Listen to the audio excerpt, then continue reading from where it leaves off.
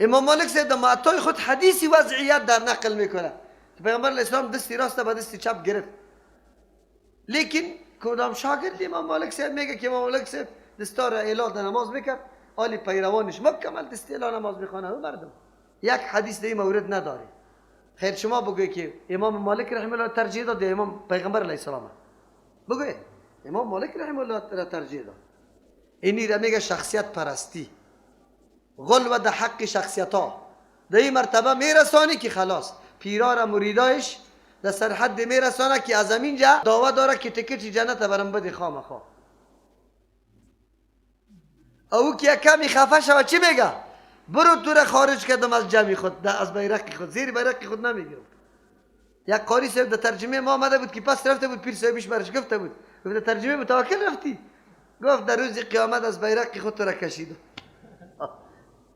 او گفت من در دل گفتم که الله مرا در بیرق تو نبیاره بیرق جهنم. ما نو در بیرق دین آمدم، زیر بیرق دین، بیرق قرآن. غلو زیاده روی در حق اشخاص میشه، زیاده روی در حق دین میشه. قرآن کریم منع کرده نصارا را که وام همینطور غلو کرده. الله متعالی یومت هم میگه ولا تقولوا علی الله، نگوی بالای الله الا الحق، بجز از حق.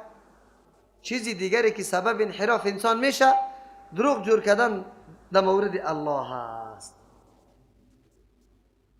دروغ جور کردن در مورد کی؟ الله. یک گپ غلط میزنیم باز میگیم الله یک همینطور امر کرده. امروز بدعت ها را که رواج میده دلیل از کجا میارن؟ بگوی آیت قرآن کریم. الی اسقاط چی میگه؟ وی الله با ایوب علیه السلام نه امر نکرد که ایله او بدبخت خو الله بود. ایوب علیه السلام اجازه داد. تو را کی اجازه داده؟ یا مولای تو هم مثل الله واری فکر میکنی که در کتاب خود نوشته کرد بس دیگه تو تابعش هستی عمل میکنی. اونجا خیله برای چی بود؟ عملی کردن حکم الله یا برای ساقط کردن حکم الله؟ قیاس میکنیم، میگه قیاس مع الفارق میشه. اونجا خو الله به خاطر از اینکه حکم الله عملی شوه، ایوب علیه السلام قسم خورده بود، زنش تذکره و یادآوری از گپ شیطان کرده بود. شیطان در دم ریش آمده بود گفت اگر یک چیزی نظر به نام ما بکنی شوهرت جور میشه. دل زنش خیلی اسمی سوخت بالای شوهر آمد. اینطورام نه که عقیده کرده باشه و عمل کرده باشه که یک چیز نظر کنه، تذکره و یادآوری سخن به ایوب را درانو کرد که اینطور یک کسی آمد و اینطور گپ گفت. ایوب علیه السلام گفت که 100 داره نظرم در خاندان نبوت تو حتی این گپ مالی حتی برای تو مناسب نیست که در زبانت بیاری. ناحق قسم خورد. ایوب علیه السلام چرا او مظلوم بود بیچاره، او عمل نکرده بود سری شرک. از او خاطر الله متعال برای از اینکه امی گپ ایوب علیه السلام عملی شوه برش گفت که بگی یک شاخی که چند شاخچه داشته باشه 100 شاخچه. حکم الله عملی شد یا ترک شد؟ ها؟ خب مولای ما چی میکنه؟ الله حکما را واجب و فرض کرده، مولای ما چی میکنه؟ یک زوردار است که قطع الله بغل میده نعوذ بالله یا ساقط میکنه. الله مکلف کرده که تو نماز بخوان، روزه را بگی، حج بکن، زکات بده، ایرا جهاد بکن. مولا صاحب ما میخیزه میگه تمام نمازایی که در زمین متوافق است در مقابل اینی پول پیسه ایرا چی کردیم؟ ساقط کرده. بر مردکه را صاف و پاک میکشه.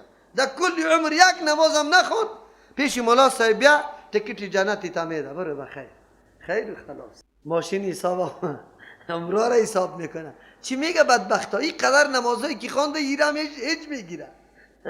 میگه 50 سال است، 12 سال است خوردیش بکش، 38 ساله را حساب کنی. و مردکی خود تمامی روز نماز میخواند ولی 38 سال چرا فدیه بده؟ اینطور فکر کرده که کلی ما و شما نعوذ بالله منافق هستیم. نماز ما نشده، یک نماز امام نشده، در بدر خاک بسر. الله رحم بکنه. تا کیه؟ ولا تقولوا علی الله، نگوی بالای الله الا الحق، بجز سخن حق. آن چیزی که الله بیان کرده او را بیان کنه. الله چی بیان کرده؟ الله بیان کرده که توحید و یکتاپرستی الله را بپذیره، از شرک اجتناب بکنه، غلو در دین نکنه، طاعت و فرمان برداری الله متعال بکنه. انما المسیح عیسی ابن مریم، مسیح عیسی علیه السلام بچه مریم است. میگه الله اردو فریق رد میکنه. یهودا میگه شما میگه که ولد و زناست، نه رسول الله صلی الله علیه و سلم رسول الله است. وقتی که رسول شد الله شده نمیتونه، پس این نصارا شما هم دروغ میگی که یه عین الله یا بچه الله یا سیوم الله است.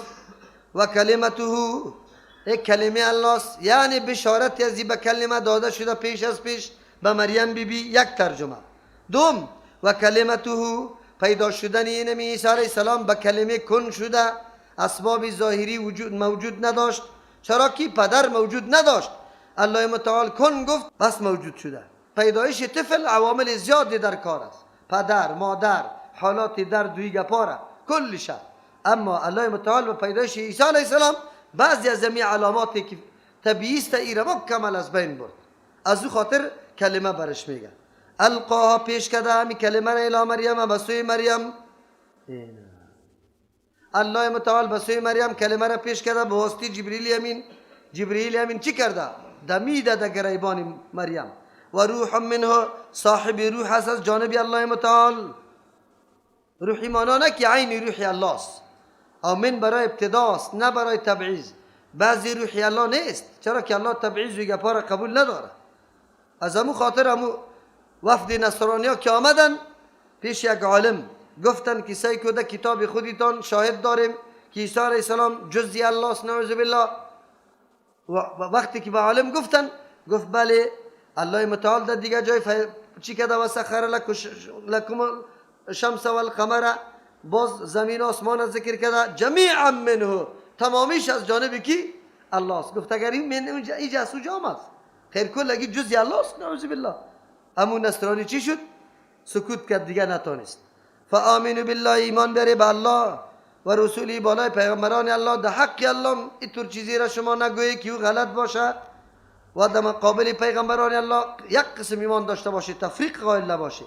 ولا تقولوا، نگوی شما ثلاثتون که الله آلهه سه تا است، نعوذ بالله.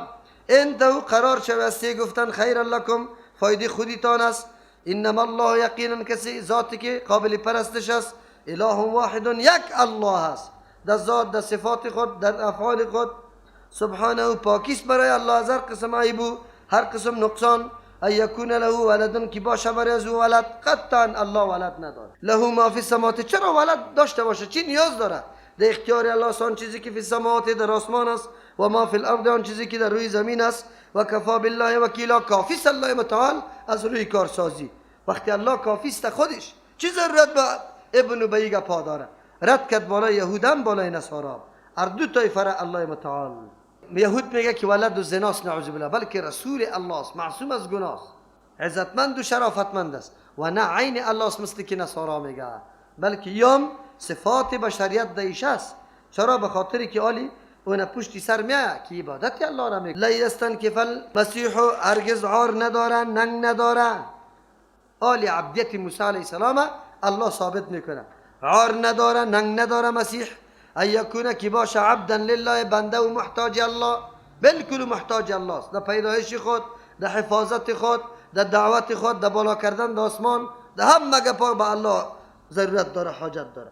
ولل ملائکتو، و ننگ و عار نداره ملائکه که مخلوق پاک الله متعال است و هم از عبدیت و عاجزی ننگ ندارن. المقربون، که قریب هستن، خیلی نزدیک به الله متعال است. رد میکنه بالای تصور نادرستی یک تعداد مردم. اگر تو عاجزی را به پیغمبر ثابت میکنی به ولی، اینی را منافی با امرای کی میدانه؟ تعظیم و احترام هم بزرگ پیغمبر میدانه. از او خاطر میگه اینه تو بیادبی کردی. آلی ما شما را بیادب میگه. چرا؟ وقتی که ما میگن که پیغمبر هیچ چی نمیتونه، یک مشکل رفع نمیتونه، یا میگه سایکو چقدر بیادب هستن، یا سایکو پیغمبر میگه که هیچ چی نمیتونه، یا میگه که پیغمبر علیه السلام بشر است، نور نیسته. چی میگن؟ یا اون یک مولایش گریان میکنه. حیرت است، مردم پیغمبر میگه که بشر است. بشر گفته گریان داره، مولایی است، در هر جنازه حاضر است گریان میکنه. هر جنازه بیچاره سالا در یک مسجد تیر کرده، لیکن کسی از پیشش فایده نگرفته، دین نفهمیده، فقط همینطور منتظر است که کجا جنازه است. باز که اون جبر همی آدم من نمیشناسم، لیکن چی میگه؟ اینقدر خوب آدم بود، جمعه می آمد، حتی یک چیزی تحفه می آورد، یعنی بچه های شامی دیگه بعد از این شروع کنن این دوره خور دیگه پارا میزنه. قرآن کریم میگه که ملائک هم عار و ننگ نداره از عبدیت. عبدیت صفت کمال است در مخلوق، صفت نقصان در خالق است، صفت کمال در مخلوق است. هر قدر که بنده عاجز میشه به الله نزدیک میشه. بزرگترین صفت محمد رسول الله صلی الله علیه وسلم چیست؟ عبد است. عبد. سبحان الذي اسرا بعبده و ان کنتم فی ریب مما نزلنا علی عبدنا. عبدیت صفت کمال است. پس ما وقتی میگیم پیغمبر چیزی نمیتونه، مشکل حل نمیتونه، این در حقیقت صفت کمال پیغمبر را بیان کردیم، نه اینکه نعوذ بالله صفت نقصان کی را پیغمبر را بیان کرده باشه. لیکن بعضی مردمی گپ نمیدونه، میگه سای کو بیادب آره این بیادبی میکنه، در حق اولیاء میگه بیادبی میکنه. و من یستنکف عن عبادتی، کسی که عار داره، ننگ داره عن عبادتی، از عبادت الله، و یستکبر، کلان میتراشه خدا از عبادت الله، قائل نیست به عبادت الله، فیحشرهم، زود است که جمع کنه الله کلی از یاره الیه، بسوی خود جمیعا تمامیشانه. اونجا باز محاسبه شروع میشه که چرا عبادت مرا چرا نمی کردی؟ چی کمال داشتی؟ تو محتاج نبودی؟ در پیدایش خود محتاج نبودی؟ در تنفس خود، در خوراک خود، در نوشاک خود؟ نعمتهای مرا یک دفعه در نظر بگی. در مقابل نعمتهای ما از تو یک چیزی مطالبه کرده بودیم، کم چیز بود. عبادت الله چقدر کم است؟ از نگاه عبادت مالی چقدر کم است؟ صاحب نصاب شو، بعد از او سالم سرش تیر شوه، پس از او از 40 افغانی 1 افغانی تو زکات بدی. الله چقدر احسان قطعت کرده. 24 ساعت خواب میکنی، نان میخوری، رزق خدا کمایی میکنی، 5 وقت از تو فقط 10 دقیقه وقت الله طلب کرده عبادت الله را بکن. خلاص 11 ماه قند و قرود کرده، سر شکمت خسته میده میکنی، 1 ماه از پیشت مطالبه میکنه عبادت الله را بکن. او عبادت ها میتور نیست، کلش در فایده کی؟ همین مخلوق الله، بندگان الله. چرا عبادت الله را نکردی؟ فاما الذين آمنوا، کسانی که ایمان آورده و عملوا الصالحات، به مقتضای ایمان عمل صالح درست انجام میده، فیوفیهم، پورا میده الله اجورهم، پاداشای از یاره، و یزیدهم، زیاد میده برشان الله من فضلی، از احسانش الله دو جمله و شمارم شمار کنه. و اما الذين استنكفوا، کسانی که عار و ننگ میدانه عبادت الله را، و استکبروا، کلان میتراشه خود از عبادت کردن الله، فیعذبهم، عذاب میده یار الله عذابا الیما، عذاب دردناک، ولا یجدون لهم، نمیابه برای خودشان من دون الله، بغیر از الله، ولیا، دوست، ولا نصیرا، نه کسی امداد کننده. دوست هم نداره که سفارش از یار کسی بکنه، و نه امداد کننده کسی است که از یار عذاب تخفیف کنه یا دور کنه. یا ایها الناس قد جاءکم، ای تمام بشریت، مردم جهان، آمده برایتان برهان، پیغمبر علیه السلام، پیغمبر برهان میگه. چرا؟ ذات پیغمبر، اخلاقی پیغمبر، معجزات پیغمبر، کلش دلایل رسالت پیغمبر است، هیچ ضرورت به دلیل دیگه نداره. برهان است، برهان است، برهان حجت میگه. شخصیت پیغمبر علیه السلام خودش برهان است، بلکه سخنش برهان، بگوی انگشتش برهان، بگوی دستش برهان، پایش برهان، همه چیزی پیغمبر برهان و حجت است. نمیبینی انگشت طرفی قمر میکنه، دو شق میشه. صحابه کرام در جهاد هستند، در سفر هستند، آب نیسته، ضرورت به وضو هم است، به آب هم است. پیغمبر علیه السلام میگه چیزی آب است؟ گفت بله.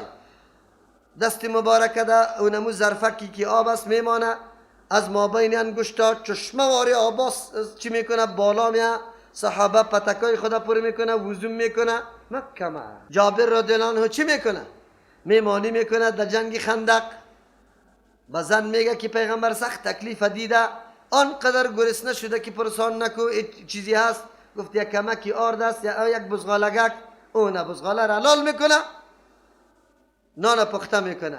زن برش میگه برو پیغمبر علیه السلام در گوشش پٹ بگو، به خاطری که و از حالات خبر که یک بزغالگک است یا کمکی نان است. ای تو نشوه که پیغمبر بگه که ای صحابه جابر میمانی کرده و ای جماع شرمنده نشویم. جابر رضی الله عنه میگه پیغمبر علیه السلام در گوشش میگه که ما اینی ترنان تیار کردیم. خو نان اعلان میکنه پیغمبر علیه السلام بیای که میمان جابر هستیم.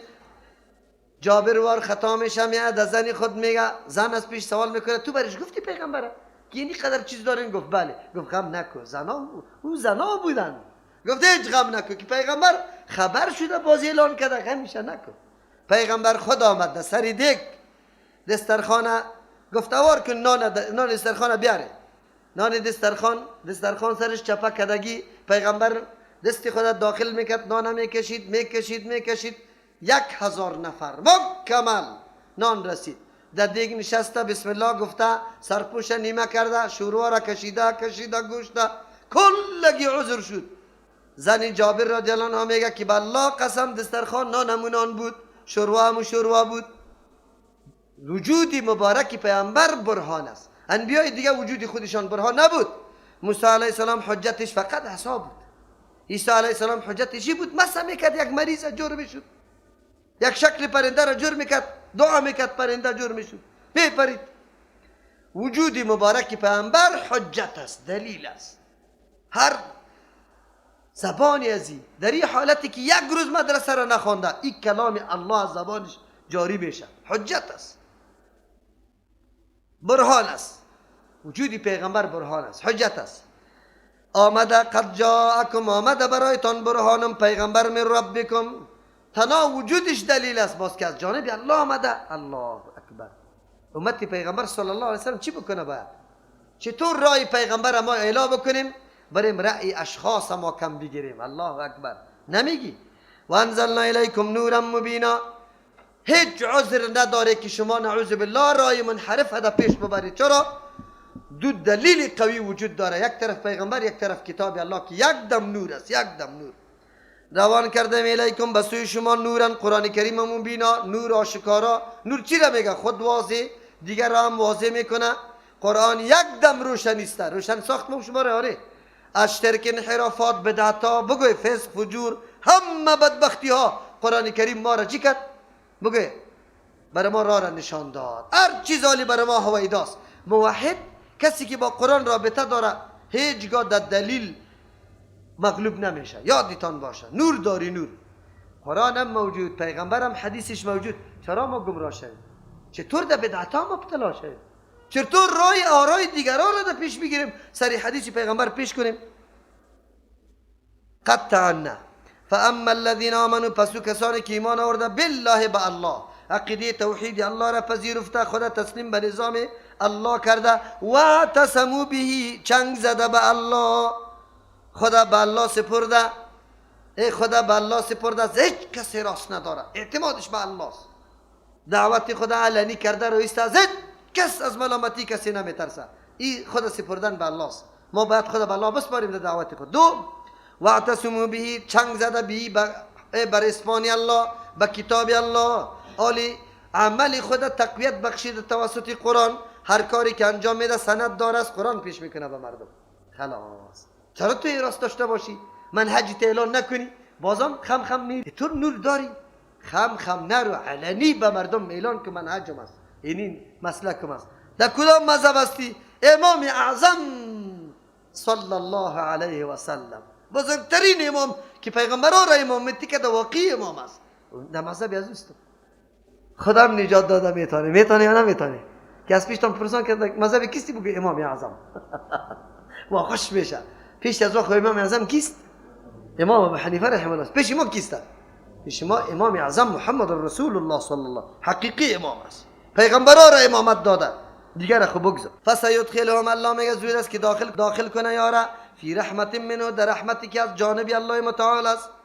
تا که چنگ بر اسمان به خود الله نزنی، از رحمت الله را امیدوار نداشته باش.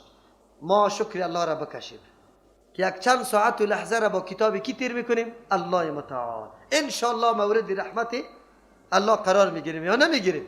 همین رحمتش بس است که ذهنای ما روشن میشه، قلبای ما تازه میشه، وجود ما همینطور چی میشه؟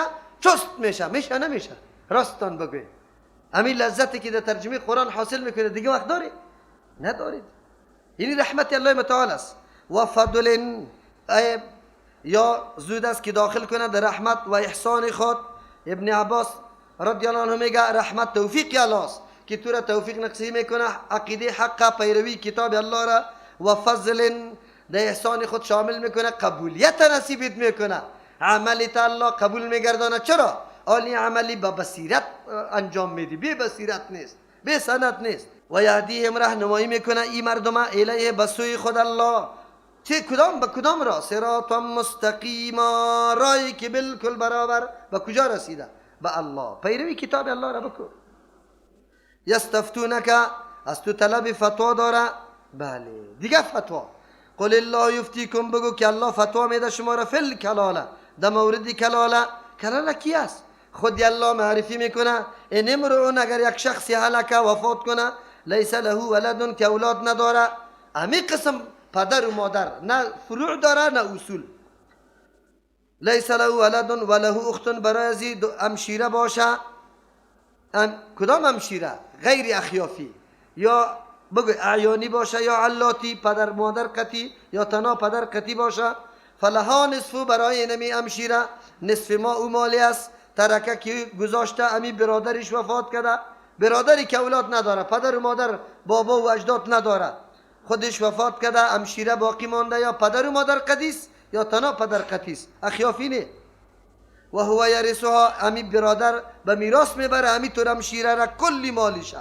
اگر وفات بکنه همشیره، کی؟ ان لم یکن لها ولد، اگر برای همشیره اولاد نبود، پدر و مادر هم نبود.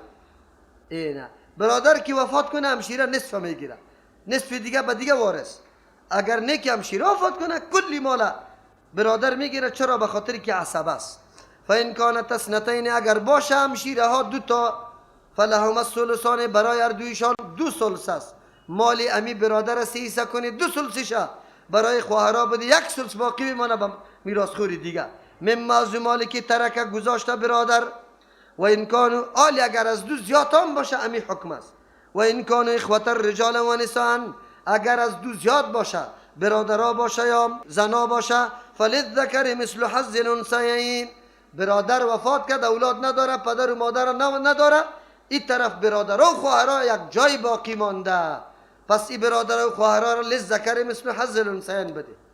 یک برادر باقی مانده، دو همشیره، آلی برای برادرش 2 حصه و همشیره‌اش هم 2 حصه، و یک حصه بین خود پیدا میگیره او 2 حصه برادر میگیره. اینی طور للذکر مثل حظ الانثیین است. یبین الله لکم، واضح بیان میکنه الله برای شما احکام خدا، به خاطر که بنا فهمی شما در گم ان تضلوا، الله تضلوا که در گمراهی واقع نشوی. بنا فهمی الله احکام واضح بیان میکنه. معلوم شد که مال به نزد اسلام چقدر اهمیت داره. همونطور توزیع و برباد نمیشه، در هر راه مصرف نمیشه، حقوق مراعات میشه، مال حفاظت شود. پیش الله مال خیلی اهمیت داره. یک دوم، مثل که نماز خواندن دین است، تقسیم میراث هم دین است. مثل که نماز خواندن دین است، تقسیم میراث حق ورثه را دادن هم چیست. اما ما کدام هستیم؟ همو یهود واریم. نماز میخوانیم که حق همشیره را به عمرم نمیدیم. خب خود 4 بیلدینگ داریم، همشیره گدایی میکنه، میراث پدر باقی میمانه، یک روزم حتی میمانش هم نمیکنی. تو باز خدا مسلمان میگی دیگه فیؤمنون ببعض و یکفرون ببعض نشود دیگه. اگر ایمان داریم خب کلش حکم الله است، نماز هم حکم الله، توزیع میراث هم حکم کی بود؟ از این خاطر الله میگه والله بكل شیء علیم، الله به تمام چیزا علم داره، پس میدانه مصلحت های شما را بنابر مصلحت الله فرمان روان کرده. مثل که عبادت ضروری است، نمی قسم این معاملات رعایتش هم ضروری است، به خاطر که کینه کدورت از بین برداشته شود، برادر و خواهر خوب یکی با دیگه محبت داشته باشه. سبحان ربک رب العزت عما یصفون و سلام علی المرسلین والحمد لله رب العالمین.